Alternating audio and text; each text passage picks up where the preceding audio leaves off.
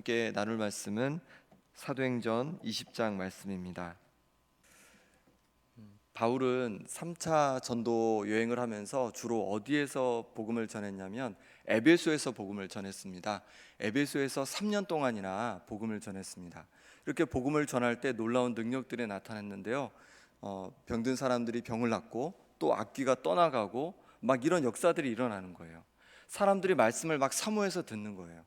그러다 보니까 많은 사람들이 세례를 받기도 했고, 또 그 당시 마술을 하는 사람들이 많았는데 마술하던 사람들이 그 마술책들을 다 불살르고 하나님을 따르는 그런 놀라운 역사들이 에베소에서 많이 일어났습니다.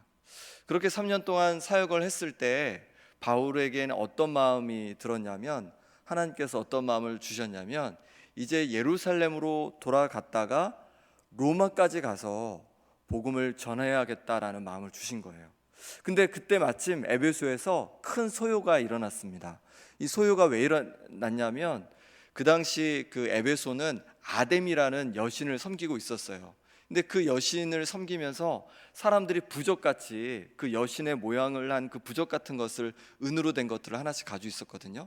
근데 그것을 만드는 은장색, 그것을 만드는 그 우상을 만드는 은장색들이 굉장히 기분이 나빠지고 생계가 위협을 받기 시작하는 거예요. 왜냐하면 예수 믿는 사람들이 많아지니까 이게 은으로 만든 이 우상, 아데미 우상이 덜 팔리기 시작하는 거예요.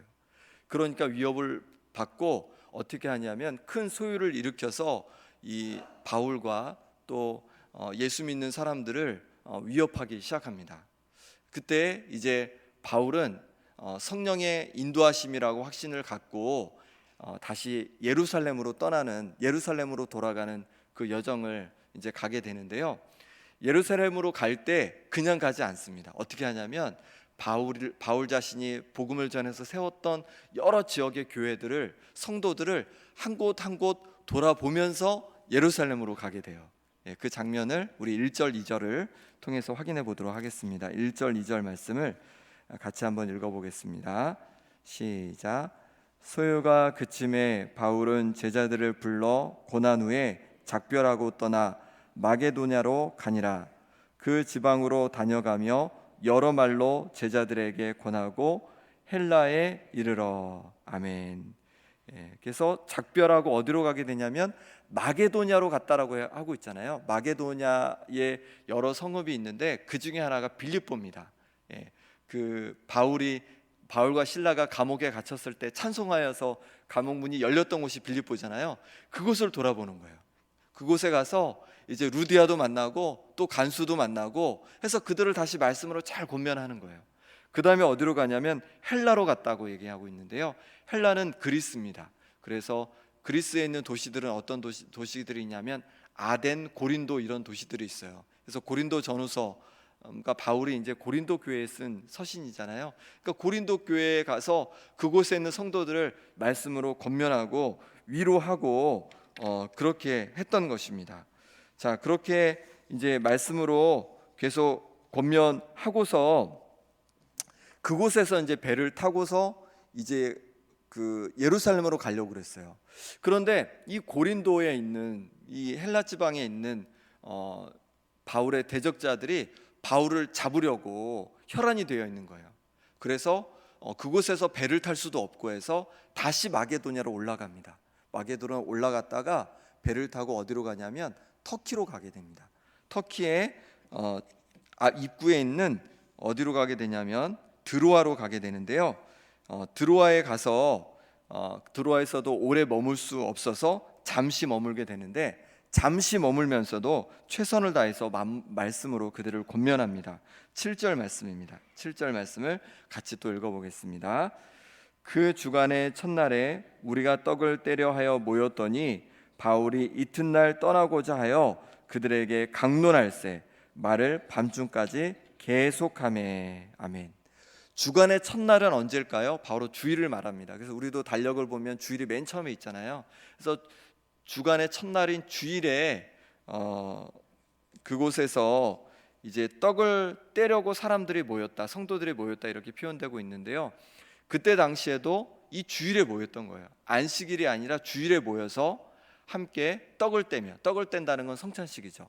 떡을 떼면서 함께 말씀으로 교제하는 그렇게 그날로 삼았던 건데, 그 이유가 뭐냐면 바로 이날이 예수님께서 부활하신 요일이기 때문에 그래요. 그래서 그날을 기념해서 성도들이 함께 모여서 떡을 떼며 부활에 참여하는 거예요.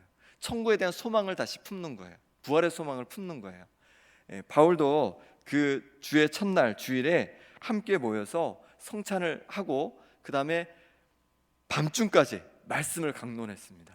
말씀으로 성도들을 막 위로하고 권면했던 거예요. 이제 내 이름은 떠나야 되니까 최선을 다해서 말씀을 강론한 겁니다. 그랬더니 어떤 일이 벌어졌습니까? 3층에 걸터 앉아 있던 청년 유두고가 말씀을 듣다가 깊이 잠들었어요. 그래서 결국 그 3층에서 떨어져서 죽게 됩니다. 그때 바울은 그 떨어진 유두고를 감싸고 기도하게 되고 유두고는 다시 살아나게 됩니다. 이처럼 바울은 예루살렘으로 가는 여정 속에서 최선을 다해서 교회들을 돌아보는데, 돌아보면서 무엇을 하냐면 말씀으로 그들을 격려하고 위로했던 것입니다. 믿음을 지키고 하나님 말씀 앞에 순종하며 살도록 권면한 것입니다. 그 당시 바울이 복음을 전한 곳마다 핍박이 있었습니다. 그것은 바울만 받는 핍박이 아니었고 바울에게 복음을 전해받은 성도들에게도 동일한 그 핍박과 어려움들이 있었습니다. 그 핍박 속에서, 어려움 속에서 복음을 듣고 예수를 믿은 성도들을 말씀으로 위로하고 격려하면서 용기를 주었던 것입니다. 우리도 지금 교회가 많은 여러 어려움들에 처해 있습니다. 이 위기를 어떻게 이겨갈 수 있을까?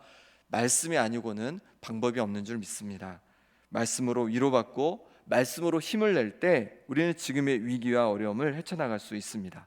더 말씀을 사모하여 말씀을 열심히 들으시기 바랍니다. 더 말씀을 사모하여 열심히 말씀을 읽으시기 바랍니다. 그럴 때 말씀이 우리를 위로하고 말씀이 우리가 이 모든 어려움을 이겨갈 수 있는 힘과 지혜를 우리에게 공급해 줄 줄 믿습니다. 바울이 그럼 예루살렘으로 가기 전 돌아본 교회들에서 어떤 말씀으로 권면을 했을까요? 바울이 예루살렘으로 떠나기 전에 마지막으로 들린 곳이 있는데 그곳이 바로 밀레도입니다. 밀레도는요, 지금의 터키 해안가에 있는 곳인데요, 예전에 항구 도시로 아주 큰 도시였습니다. 그곳에서 만난 사람들은 그런데 밀레도 사람들이 아니었어요. 바로 에베소의 장로들을 그곳으로 오게 했습니다.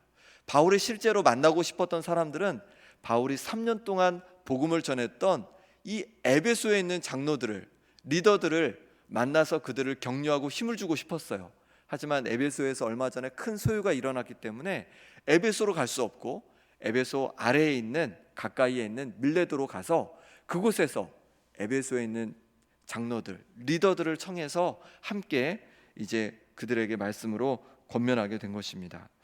바울은 먼저 그들에게 권면을 하면서 자신이 에베소에서 무엇을 했는지를 요약하고 그 다음에 앞으로 자신이 무엇을 할 것인지를 이야기해 줍니다. 먼저 18절에서 21절까지의 말씀은 바울이 에베소에서 무엇을 했는지를 요약적으로 보여주고 있는데요, 그 중에서 21절만 같이 한번 읽어보겠습니다. 21절입니다. 유대인과 헬라인들에게 하나님께 대한 회개와 우리 주 예수 그리스도께 대한 믿음을 증언한 것이라. 아멘. 바울이 에베소에서 한 것은 무엇이냐면 바로 하나님께 대한 회개, 예수님께 대한 믿음을 증언한 것입니다. 이것이 사실 복음의 핵심이죠. 내가 죄에 속하여 죄 가운데 살던 삶을 회개하고 이제 예수님을 믿음으로 새로운 삶으로 나아가는 것, 그게 바로 복음입니다. 복음은 이처럼 회개와 믿음이 함께 가는 것입니다. 믿음만 가는 것이 아니라 회개가 함께 가야 하는 것이죠. 제가 새가족 성경 공부하면서 한 예화를 이제 얘기해 드리는데요, 어떤 얘기냐면요, 한 아이가 있었는데 이 아이가 한 가게집에서 과자를 훔쳐 먹었습니다. 이게 한 번은 괜찮은데 한 번, 두 번 이게 반복되다 보니까 주인 아저씨한테 잡혔어요. 그래서 이제 엄마를 데려오라고 하는 거예요. 그래서 엄마가 왔더니 뭐라고 그러냐면 경찰서에 보낸다는 거예요. 엄마가 그렇게 둘 수가 없잖아요. 그래서 다 보상해 드리겠다고 하니까 이 아저씨가 뭐라 그러냐면 50만 원어치를 보상을 하라는 거예요. 이 아이는 한 5만 원어치밖에 안 훔쳐 먹었는데 엄마가 어떻게 해요? 그래도 다 보상을 해줬습니다. 나중에 다 보상을 해줬어요.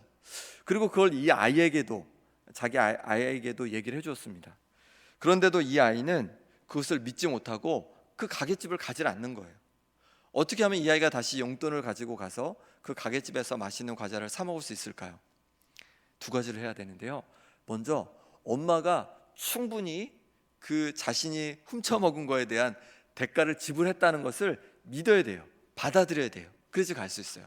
또 하나 해야 될 게 있는데 그게 무엇이냐면 바로 그 아저씨한테 가서 내가 잘못했다고 용서를 구해야 돼요. 그래야지 다시 화해가 되고 그 가게집에 가서 마음껏 과자를 사 먹을 수 있습니다. 우리도 마찬가지입니다. 우리가 하나님 앞에 정말로 많은 죽을 죄를 졌는데 예수님께서 십자가에서 우리가 지은 모든 그 죄보다 더 충분하게 넉넉하게 십자가에서 모두 죄값을 지불하신 줄 믿습니다. 이것을 믿을 때 우리는 죄에서 자유할 수 있습니다. 하지만 이것만으로는 안 돼요. 또 하나가 필요한데 뭐가 필요하냐면 바로 회개가 필요합니다. 내가 하나님 앞에 잘못됐던 그 죄들을 회개함이 필요한 거예요. 고백하며 회개하는 것이 필요한 겁니다. 그리고 사람들 앞에 잘못한 거면 그 사람에게도 회개하는 것이, 잘못됐다고 용서를 구하는 것이 필요합니다. 이처럼 회개와 믿음이 함께 갈 때 우리는 참 자유를, 죄로부터 자유함을 얻을 수 있는 것입니다. 바울은 이제 22절부터 25절까지 앞으로의 계획을 얘기해주고 있는데요. 22절부터 23절까지의 말씀을 또 같이 한번 읽어보겠습니다. 22절부터 23절입니다. 보라, 이제 나는 성령에 매어 예루살렘으로 가는데 거기서 무슨 일을 당할는지 알지 못하노라. 오직 성령이 각성에서 내게 증언하여 결박과 환난이 나를 기다린다 하시나. 바울은 이제 예루살렘으로 가게 될 것을 에베소 리더들에게 말을 합니다. 그런데 그 여정은 성령에 매여 떠나는 여정이었습니다. 성령께서 바울의 마음을 사로잡아서 예루살렘으로 가게 한 것입니다. 사실 바울의 모든 선교 여정이 성령에 매여서 다니는 여정이었습니다. 성령께서 바울을 사로잡아서 성령께서 정말로 복음을 전하고자 하는 곳에 바울을 사용하셨던 것이죠. 바울은 이제 다시 예루살렘으로 가고자 합니다. 그곳에 핍박과 어려움이 있다는 것을 많은 증언을 통해 알게 되었음에도 불구하고 그곳으로 가게 됩니다. 그곳으로 가려고 합니다. 왜냐하면 바로 성령님 앞에 순종하고 또 복음을 전하기 위한 것 때문에 그런 것입니다. 우리도 성령에 매여 사는 인생 될 수 있기를 바랍니다. 우리의 뜻대로 내 마음대로 나의 유익을 위해, 나의 욕심을 위해 사는 것이 아니라 성령에 매여서 하나님의 뜻 안에서 살아가는 우리가 될 수 있기를 바랍니다. 24절 말씀 제가 한번 읽어보겠습니다. 내가 달려갈 길과 주 예수께 받은 사명 곧 하나님의 은혜의 복음을 증언한 일을 마치려 하면은 나의 생명조차 조금도 귀한 것으로 여기지 아니하노라. 아멘. 바울은 이처럼 하나님께서 말씀하신 길이면 생명도 아끼지 않고 직진했던 사람입니다. 우리 인생도 직진 인생 되길 바랍니다. 하나님께서 말씀하실 때 그 길로 순종하며 나아가는 인생 되길 원합니다. 때로 그 길이 힘든 인생길이어도 하나님 말씀 앞에 순종하며 나아갈 때 바울을 통해 놀라운 역사를 일으켰던 것처럼 우리를 통해서도 이 땅이 변화되는 은혜가 있을 줄 믿습니다. 바울은 마지막으로 30절에서 35절까지 에베소 장로들에게 여러 권면의 말씀을 해주는데 정말 주옥 같은 말씀들이 많이 있어요. 다 읽고 싶지만 다 읽을 수가 없어서 32절 말씀만 같이 읽어보겠습니다. 32절 말씀입니다. 지금 내가 여러분을 주와 및 그 은혜의 말씀에 부탁하노니 그 말씀이 여러분을 능히 든든히 세우사 거룩하게 하심을 입은 모든 자 가운데 기업 있게 하시리라. 아멘. 바울은 이 에베소 장로들에게 뭐라고 그러냐면 내가 여러분을 누구에게 맡긴대요. 누구에게 맡기냐면 보니까 주님께 맡긴대요. 또 뒤에 보니까 뭐라고 되어 있냐면 그의 은혜의 말씀에 맡긴대요. 그의 은혜의 말씀에 부탁한다는 거예요. 하나님 말씀에 부탁한다는 것입니다. 그렇습니다. 하나님의 말씀이 우리를 든든히 세우는 것입니다. 사람이 우리를 든든히 세우고 사람이 우리를 위로하는 거에는 한계가 있습니다. 사람을 바라보고 사람을 의지하면 우리는 실망할 수밖에 없습니다. 사람이 아닌 하나님의 말씀을 붙들고 하나님을 섬기는 성도님들 되시길 바랍니다. 그럴 때 하나님의 말씀이 우리를 든든히 세워주는 것입니다. 바울은 가는 곳마다 말씀으로 성도들을 위로하고 권면했습니다. 바로 주님의 말씀에 성도들을 부탁하는 것입니다. 하나님 말씀이 우리로 하여금 다시 살게 하는 것입니다. 하나님 말씀을 사모하며 살아가는 우리 인생 될 수 있기를 바랍니다. 그럴 때 하나님 말씀이 우리를 살릴 줄 믿습니다. 함께 기도하겠습니다. 기도하실 때 하나님의 말씀에 대한 사모함을 더하셔서 말씀에 힘입어 살아가는 인생 되게 하여 주옵소서. 또 기도하실 때 코로나를 이 나라가 지혜롭게 잘 이겨갈 수 있도록, 또 방역 당국을 붙잡아 주시도록 온 나라가 한 마음으로 극복할 수 있도록 이 시간 우리 함께 기도하겠습니다. 하나님 아버지, 종 바울이 가는 곳마다 성도들을 말씀으로 위로하고 말씀에 부탁함으로 말미암아 아버지 하나님 말씀으로 성도들을 그렇게 굳게 세워갔던 것처럼 우리도 하나님 말씀 앞에 힘입어 살아가는 인생 되어지기를 원합니다. 내 힘과 내 능력과 내 지혜가 아니라 하나님 말씀이 우리를 위롭게 하여 주시고 하나님 말씀에 힘입어서 순종하면서 살아가는 인생 될 수 있도록 하나님 붙잡아 주옵소서. 하나님 우리 자녀들도 붙잡아 주시기를 원합니다. 저들이 아버지 하나님 믿음으로 바로 서기 원하는데 우리의 힘으로 할 수 없습니다. 하나님 말씀이 저들을 사로잡게 하여 주셔서 하나님 말씀 앞에 힘을 내고 살아가는 저들 될 수 있도록 역사하여 주옵소서. 한국교회를 붙잡아 주시기를 원합니다. 여러 어렵고 힘든 일이 있지만 그럼에도 불구하고 낙심하는 것이 아니라 오직 하나님 말씀을 붙잡고 하나님 말씀을 순종하며 하나님 말씀으로 살아가는 교회들 되게 하여 주시옵소서. 코로나로 말미암아서 여러 어려움이 있습니다. 하나님 이 나라 가운데 은혜 주셔서 지혜롭게 이 위기를 이겨갈 수 있도록 도와주시되 무엇보다 방역 당국을 붙잡아 주셔서 저들 가운데 지혜를 주시고 저들 가운데 하나님 아버지 은혜를 주셔서 아버지 하나님 온 나라가 한마음 되어 이 위기를 극복해 갈 수 있도록 하나님 도와주시고 역사하여 주시옵소서. 하나님의 선한 역사를 구합니다. 하나님 도와주시고 오늘 하루도 우리 성도님들 붙잡아 주셔서 하나님 정말로 마음을 다해 하나님을 섬기며 말씀 앞에 살아가는 인생 될 수 있도록 하나님 붙잡아 주시옵소서. 아버지 하나님 인도하여 주시옵소서. 하나님 아버지, 바울이 가는 곳마다 말씀으로 성도들을 위로하고 격려하고 말씀에 부탁했습니다. 그럴 때 성도들의 교회가 든든히 세워져 갔음을 보게 됩니다. 하나님 아버지, 지금 한국교회가 여러 어려움 속에 있습니다. 이 어려움 중에 더욱 말씀 앞에 나오게 도와주옵소서. 그래서 말씀으로 힘을 얻고 말씀으로 정말로 격려받아서 말씀 앞에 순종함으로 말미암아 교회들이 든든히 서갈 수 있도록 도와주옵소서. 우리 인생도 하나님 그런 인생 되어지길 원합니다. 말씀이 우리 인생을 사로잡게 하여 주셔서 말씀으로 살아가는 인생 되게 도와주시고 우리 자녀들도 말씀에 사로잡힌 인생으로 말씀 앞에 살아갈 수 있도록 도와주옵소서. 코로나로 말미암아서 많은 어려움이 있습니다. 하나님 아버지 도와주셔서 온 나라가 정말로 지혜롭게 한마음 되어서 이 어려움을 이겨가게 하여 주시옵소서. 예수님의 이름으로 기도드립니다. 아멘.